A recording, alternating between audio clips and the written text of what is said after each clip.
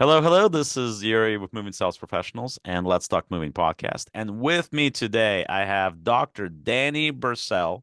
Dr. Brassell is highly sought after speaker, trainer, and coach known as Jim Carrey of PhD, and I'll ask you about that later. He has spoke to over 3,500 audiences worldwide, authored 16 books, including his latest, Leadership Begins with Motivation. He coaches business owners, entrepreneurs, and executives on how to increase their income, freedom, and impact by creating and engaging presentations.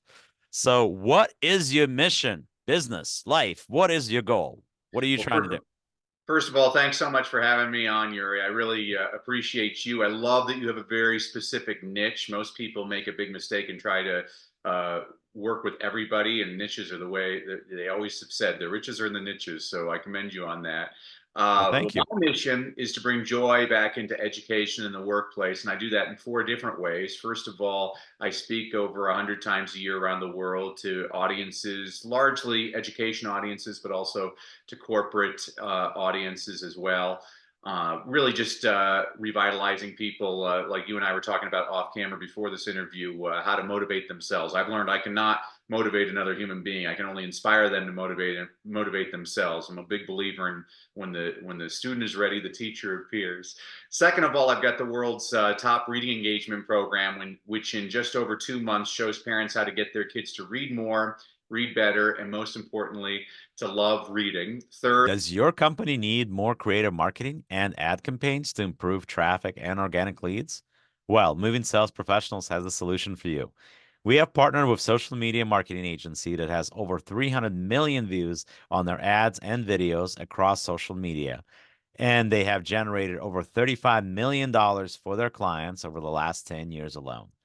Their services include content creation, social media ads, pay-per-click campaigns, website and funnel development, Google Ads, email marketing campaigns, lead generation, and much, much more. For limited time only, they have discounted rates for their services. Sign up for a free consultation call with us via our Calendly link on our website or below this video. third, like you said, I work with entrepreneurs, business executives, and small business owners on creating incredible, powerful presentations that get their audience to take the next step, whether that's to purchase their product or to invest in their idea or to donate to their cause. And finally, I work with a company called Cyber Smarties based out of Ireland, founded by Dermot Hudner in 2015, which is a social media training platform for kids ages 5 to 12 that teaches kids how to use social media in positive ways. Social media, the internet just kind of appeared and nobody ever trained kids on how to use it. And so what happens, like with any type of new technology, the lowest common denominator prevails at the beginning, but there's all kinds of positive ways to use social media. And we teach kids positive ways to use social media. So that is a very long answer to your very short question, Yuri. No, no, no problem. And I am gonna say something a little bit off topic. So, me and Dr. Dan, is that okay? Dr. Dan, Danny Purcell. Okay. So me and Dr. Danny. Dan met on a Speak Off thing where he was one of the coaches of Speak Off with Greg Cardone and some of the other people involved. And one thing that I want to allude to on that, there was a gentleman in our group that specifically went out to credit Dr. Dan and the program and one of the books that he wrote, if I remember correctly, for he was having some issues being dyslexic, I believe, and yeah, I believe it's your book or your program that led him to read, and I thought it was very cool to hear that.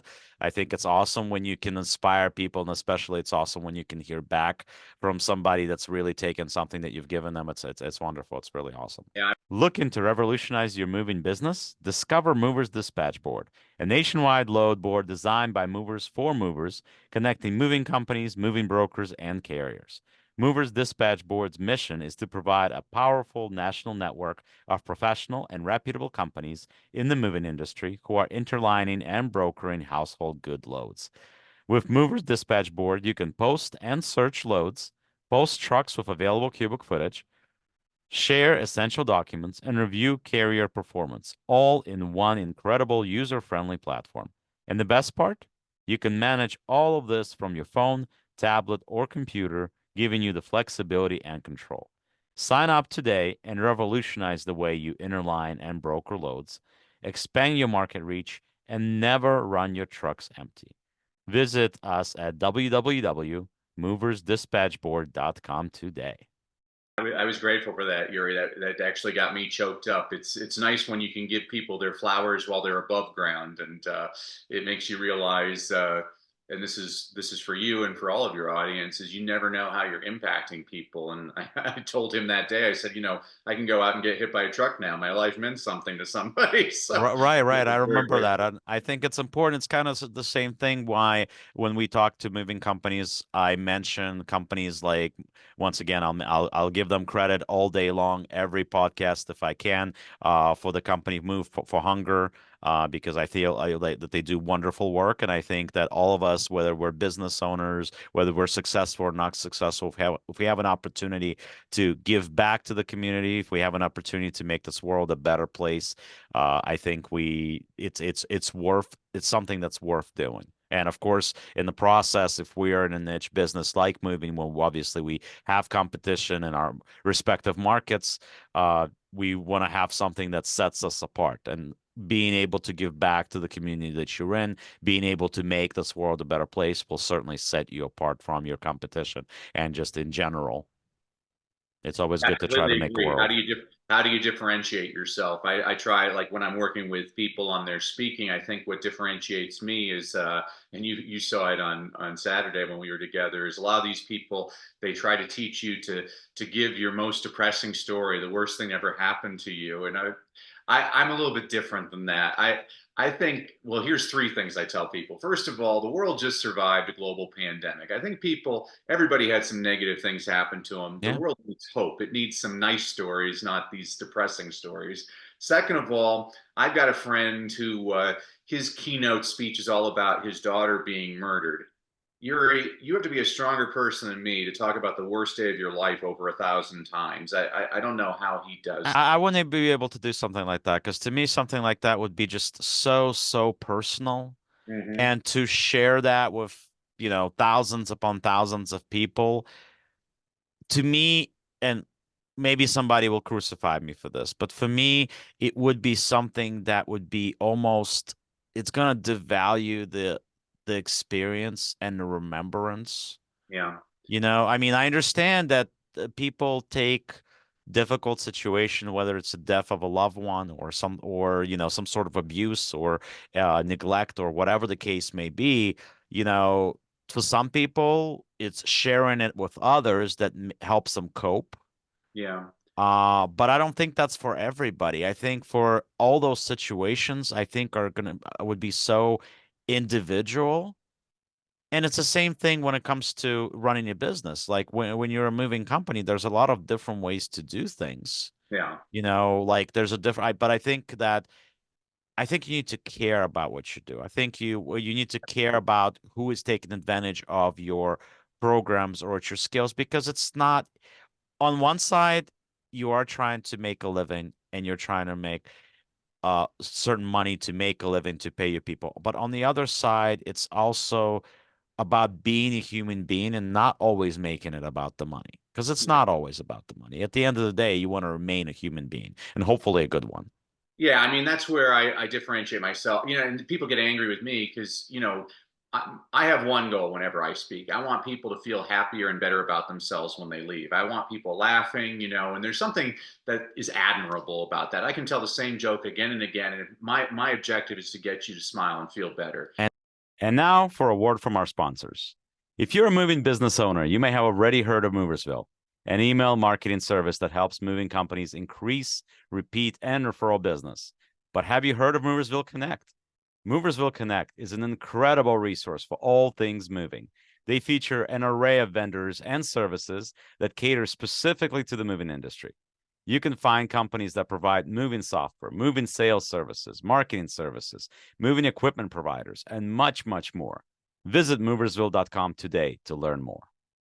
And that's where Jim Carrey with a PhD comes Yeah, in. yeah, yeah. Whereas opposed to some of these people, and I'm not saying everybody. I mean, there's some people that serve themselves and the audience by talking about negative things, but you know, my belief is when you tell that same negative talk again and again. After the 20th time, those are crocodile tears. You're just being manipulative at that point. And I'm not saying it's not an effective sales strategy. There's plenty of people that sell a lot by telling their sob story, but Yeah.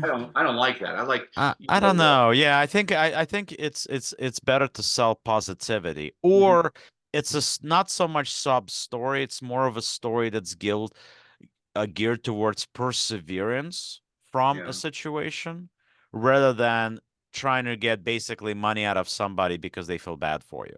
I yeah, don't want exactly. anybody to feel bad for me. I want people to, support whatever it is that I'm doing because they think it's great what I'm doing, not because I've had this traumatic experience in my life. It's I want you to support me because I'm like Phoenix that rose from ashes of some sort of a traumatic experience, not Yeah, because of the traumatic experience that I have to share over and over again. I think especially after a certain point, and of course, I'm not trying to put anybody down that's been in that experience, but God forbid, you know. But what I'm saying is that I think at some point a person almost have to change gears and not go into details of that experience anymore. yeah, After they've had that speech, after they said that same thing, God knows how many times, at some point you need to say, okay, I need to stop. I need to say, look, all of you know about the traumatic experience that I've been through. I've talked about it extensively. Let's focus on how we get yeah. farther, how we get away, and how we move on with our lives. Yeah, let's focus on the solution instead of the problem. Completely agree. I'm a Baptist in your front row, Yuri, saying amen. Good, good. That means I'm doing something right. So, getting back to your book. So, leadership begins with motivation. So, Mhm, uh, and obviously, most of our audience here would be moving companies, but we're not just focusing on moving companies, we're focusing on businesses in general. So, mhm. what would be your inspiration for the book, and what would you recommend to business owners in terms of what to use as that motivation, what to use as something that's going to allow them to move forward and achieve their goals? Yeah, so this goes back to my mission about bringing joy. I've taught all age levels from preschoolers all the way up to rocket scientists. And, one of the strategies I tell people is turn off the TV news and read something that inspires you all the time. And so when I was a teacher, I used to always start off classes by reading a Paul Harvey story. You're younger than me, you probably don't remember Paul A Harvey. little. But when I was a kid, Paul Harvey would come on every day on the radio at 12:15. He'd be like, I'm Paul Harvey with the rest of the story, and he would tell you this story, and for 5 minutes you're trying to figure out who's he talking about or what's the company. And I always loved those. My students love those too. When I was a middle school teacher, as a matter of fact, I was the only teacher not to have any tardy students because I always started class with a Paul Harvey story, and the kids always wanted to hear the Paul Harvey story. But a lot of those stories are about companies like Sears and Roebuck. Well, kids today don't even know who Sears and Roebuck are. And so I decided, oh, I need to write a book where it's like more updated stories. And so my book, the Leadership Begins with Motivation book, has stories about people like Elon Musk and Jeff Bezos. If you allow me, I'll just share a quick Sure, one of for you. course. And these are the types. I'm telling you, I loved it when you were telling me your key demographics, the moving professionals, because I'm like, oh, I work a lot with truck drivers, and I'm like, Right. this is my big thing is, hey, you don't have to read. Listening to an Book audiobook on is tape, as right. good. Absolutely, man. You have an education in you have a university in your cab right there. So here's just a quick one to show you what the book's like. So on the morning of January 17th, 1977, Gary Gilmore, in a plain t shirt, strapped into a chair with a bag over his head, awaited a firing squad of 5 law enforcement officers to execute him at the state prison in Draper, Utah. Convicted of murdering a gas station employee and motel manager in Utah the year before, Gilmore would be the first person in the United States to be executed in nearly a decade. Shortly before his execution, prison officials asked Gilmore if he had any last words. Neither he nor anyone else that day would know the impact of those words. Over 10 years later, in 1988, Dan Wyden, an advertising executive who co founded the Wyden and Kennedy Agency in Portland, Oregon, made something of a morbid pitch to a struggling fashion company. He recalled the inmate's final words and used a slight variation for his pitch, and seemingly everyone hated his idea for the company's new slogan.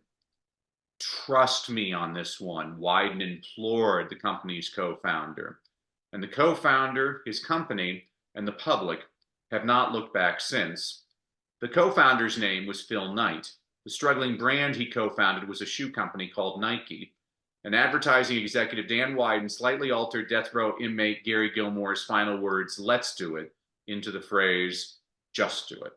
So those are the types of stories I'm reading to people all the time because I think people, especially you're a moving professional, you're trying to be a good parent, you're trying to be a good spouse, you're trying to run your company, you're trying to make your people feel happy. The way you do that is not with fear and negativity. You do that by inspiring people. My wife always gets on my back because I love sports. And she's like, why do you watch sports all the time? I'm like, honey, at any given moment, something extraordinary can happen. Whereas, I can agree. I can agree with you. I'm a big hockey fan. yeah, that's right. I grew up playing hockey. I grew up in the city of Pittsburgh, the city of champions. Uh, So, seeing Mario Lemieux play, seeing Gretzky come into town and play, seeing some of these guys with the Red Wings teams of the past. I've got a chance as a kid to meet a lot of players that played for Pittsburgh, like Jaromir Jagr, for example, and wow. Alexei Kovalev and some of the other guys that used to play for Pittsburgh. Evgeny Malkin, to name a few that are current. Obviously, haven't had a chance to meet Crosby yet. At one day. He's big. Marc-Andre Fleury, he's my kid's favorite goalie. Oh, wow. My It's my interesting. my It's kid plays interesting. hockey. My kid is a goalie, so he's his role model. Yeah, because it's interesting because unlike most athletes, hockey players really aren't that huge in person. I'm always amazed, but I Um, meet Sidney well, Crosby in I person. would differ on that because years ago I met Darius Kasparaitis, who Oh, played for wow. Pittsburgh at the time, right? Yeah. And Darius Kasparaitis, if you ever seen the games that he was in, he looked very small on the ice. Hmm. Okay. I stood about 5 feet away from the guy. He probably has like 2% body fat. I mean, Wow. it's he like solid, solid, solid. So Yeah. it's not surprising that he is one of the reasons why Eric Lindros ended his career early. Not at all, because I mean, It- you're talking pure muscle. yeah. It's like wow.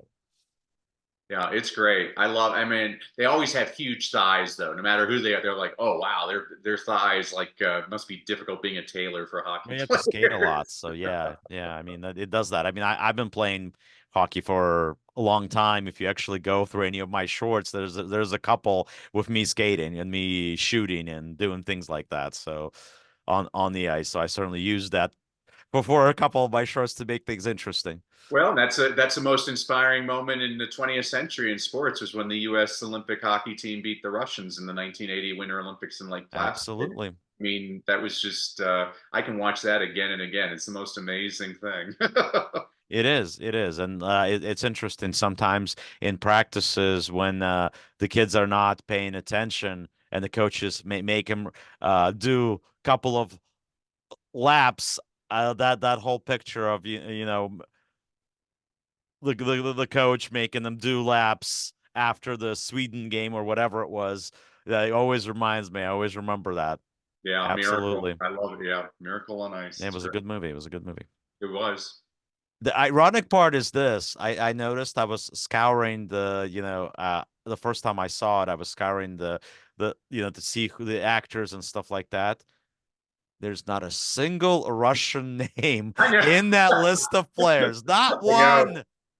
Not one. Well, It's kind of crazy. crazy.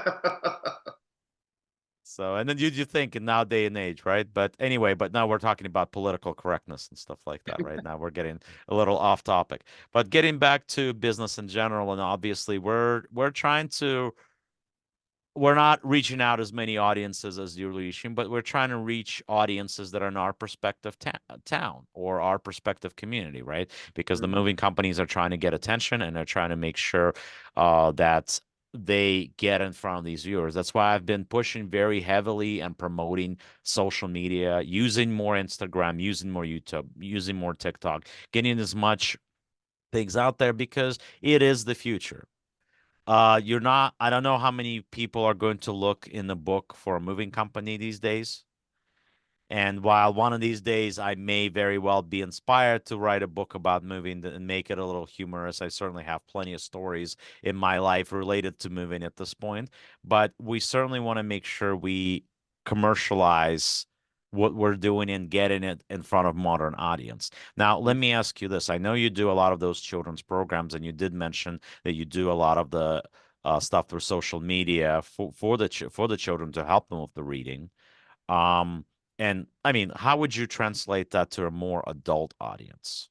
What would A moving professional, if I'm a you? moving Yeah. professional, I would shoot an hour of me speaking about all the different strategies you can use if you're a family that needs to move or to move. What are the characteristics you should be looking for in a good moving company? What are Mhm. some strategies on packing and things like that? Now you can just feed them into one of the zillions of free artificial intelligence programs, or some of them are paid.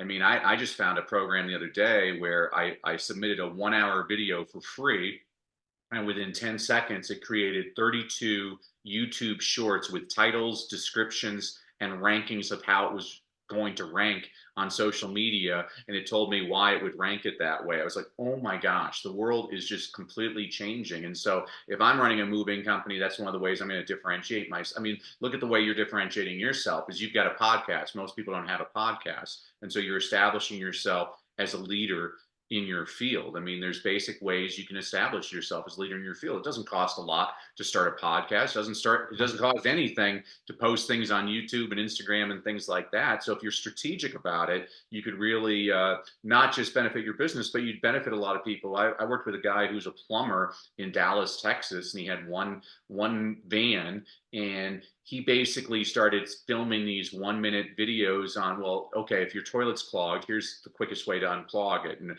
oh, here's how you don't have to call a plumber. Is he would just give these basic strategies. He's got now, I mean, I think over 10 million views on his videos. Now he has 28 vans. I mean, he is the dominant plumber in the Dallas area. And it began with him just creating these videos for, oh, here's why you don't need me as a video. Well, what he did by saying you don't need me is he's building everybody's trust because he's not selling to them. Right.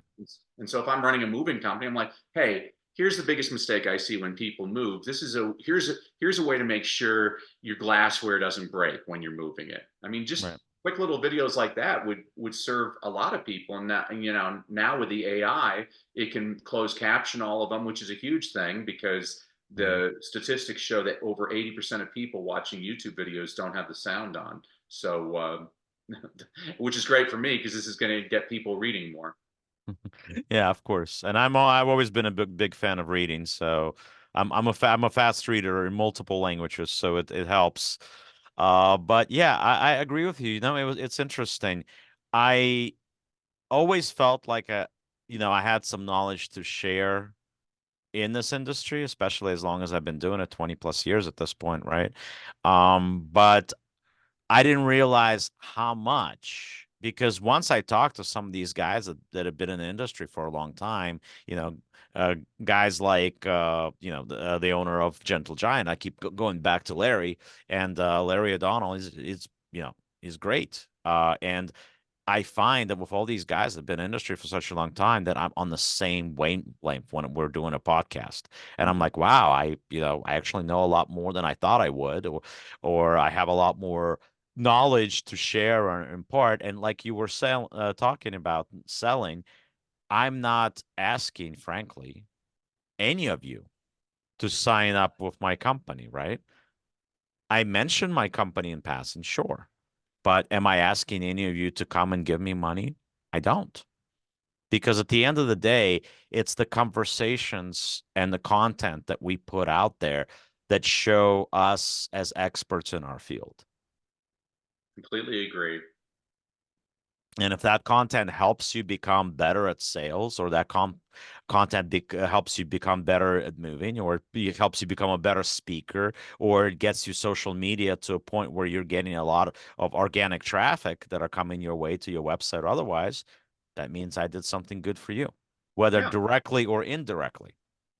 Well, and also for you. I mean, I know on your podcast, your first couple of podcasts aren't that good, but you get more and more comfortable speaking with people, and it's making it's helping you solidify the way you approach people about business, which I think is fantastic. Well, to be honest and to be frank, when it comes to that type of stuff, I have to admit I'm a little bit of a cheater. And the reason I say that is because, I started out as a theater major. So from roughly age 12 till about 21, theater, movies, Hollywood, Broadway was where I wanted to go with my life. So I spent countless hours with taking voice and speech and doing public speaking and speaking in front of a class and being on the stage and doing this and that and the next. So for me, doing this, like when my marketing guy came to me last year, last January, we only started this a year ago. It's a little bit less. It's coming up on a year here. But when he came up to say, "Well, how do you feel about podcast?" I'm like, "Okay." Took me 2 seconds to agree to it, so you didn't have to twist my arm at all. And honestly, this is fun.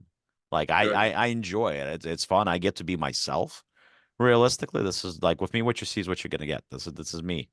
So it's fun. So for me, it's a little different. But yeah, honestly, if you're gonna start putting this content out there, what I would recommend before you start putting your shorts and things like that, spend a little bit of time recording yourself and listening to yourself before you put stuff out. Try to cut out the try to cut out likes, try to cut you knows as much as you possibly can, and get to the point. You don't need 15 minutes to describe how to wrap a sofa, how to wrap a piano, or anything like that. You really don't.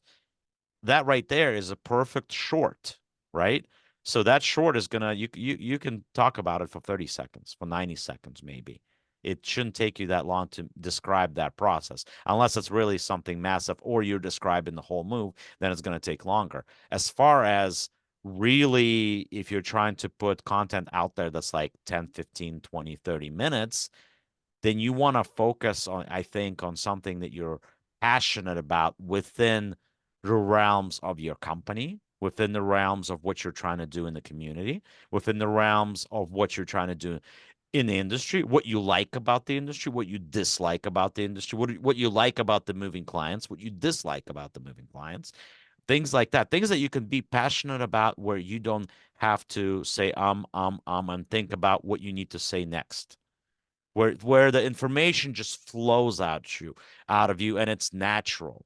That's what you want, those long conversations to be as natural as possible, especially if you're not having an interview like I'm having an interview. You're monologuing, right? So if you're monologuing, you want to make sure that the content that you're monologuing is coming from the heart and it sounds natural. You're not digging for information while trying to deliver it. Would you agree, Dr. Dan? I agree. And you're more of a pro, I mean, a million times more of a pro in public speaking than I am, because I don't do any speaking engagement, at least not yet. Well, this is a speaking engagement. I mean, To a audiences degree. are everywhere. When you're talking to your spouse, that's an audience. I'm trying jokes on my kids all the time. That's the thing with humor is I have to modify things. I mean, I was working with a speaker yesterday. We were giving him a line about perspective, and so we worked on the joke. So the joke goes, life is all about perspective. I mean, I have a friend and he gets to read 2 to 3 books a week. He gets to work out all the time. He has no financial worries. Everybody around him is attracted to him. And all he wants to do is gripe about being stuck in prison. So that was the line. Okay. All right. I was trying to see where you were going with that. That's why it took me a second. Like, oh, okay. I got it. I'll keep working on it, Yuri. Yeah, yeah, I think it's the punchline. But yeah, do you find that business owners come to you when they have to deliver a speech, like whether it's a Christmas party or whether it's in front of their team? Yeah, I'll have a lot of people that do that. And, the most important strategy I always share with people is, and you were talking about it being yourself, don't share your successes, share your failures, because not everybody in your audience has succeeded, but everybody's failed. And the more you share about your failures and show your own vulnerabilities, you're just building trustworthiness with the audience. They're going to love you for that. So that's I mean, you don't sit there at the beginning of your podcast and say, hey, this is Yuri. I made 8 figures last year with my moving company. I'm married to a supermodel and children are writing essays about me in middle schools, right? No, you don't say that. You say, hey, this is a tough gig. I've made a lot of mistakes along the way. And the purpose of this podcast is to share with you some of my trials and tribulations so that you don't make the same mistakes. Well, that's somebody I'm going to listen to. I'm not going to listen to a person who's like, yeah, I live in Miami. I order bottle service with the Kardashians at my favorite nightclub. No, that's not relatable. No, no. For most people anyway, right. No, I really, and that's why. So here's a strategy for everybody out there. If you're trying to figure out, so usually when I'm working with people on their speaking, it takes 1 or 2 days. We'll craft. I call it a stump speech because I was a reporter before I was a teacher. I used to cover politicians. They'd give the same speech 7 times a day to introduce themselves to the public. You hear a lot of people talk about it. They call it a signature talk.